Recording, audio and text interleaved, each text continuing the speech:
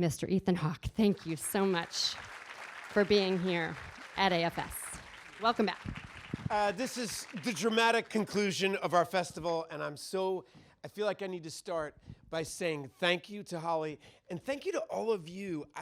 Everybody at AFS, everybody who's here today, I can't help but wonder whether you know what a wonderful community you live in. I'm so jealous when I come down here and I see all these people who care about art and movies as an art form, and the community itself. It's so exciting to be a part of. And so I'm so grateful to you guys for making this happen and to celebrate these movies. The movie you're about to see is extremely interesting because it was made in 1976, the bicentennial. And for those of us that are old enough to remember, everybody had a big deal about how great America was at this moment in time.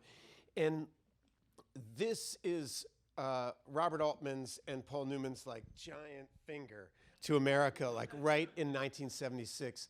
There are very intelligent people that would say Buffalo Bill himself was the start of really the great lie of turning the Wild West into a commodity that could be sold and a legend. And so it's a really perfect subject matter for them to release in 1976. There are more people in this room right now than saw the movie when it came out. Okay? So like this is contraband with that we're watching. To give you an idea of how it happened, through his friendship with Robert Redford and through his own work and stuff, Newman was very passionate about the subject matter, and he saw this play by Arthur Kopit called Indians. He thought, somebody needs to make a movie about Buffalo Bill and what a lie it is, because he immediately saw an opportunity to do a scathing self-portrait.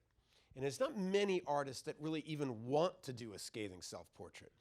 But he used to say, this movie is not about Buffalo Bill. This movie is about Newman, McQueen, Redford, the lie of celebrity, of what a lie it is and how often it's pimped to make money for other people while the individual buys into the myth to their own absolute destruction. Now, of course, doing things like this saved his life and turned him into the person that he was at the end of his life. And it's a beautiful movie. He had a dream. Newman had the rights to this play, and he had a dream of getting George Roy Hill to direct it. And then he saw Nashville. And apparently he got invited to a screening.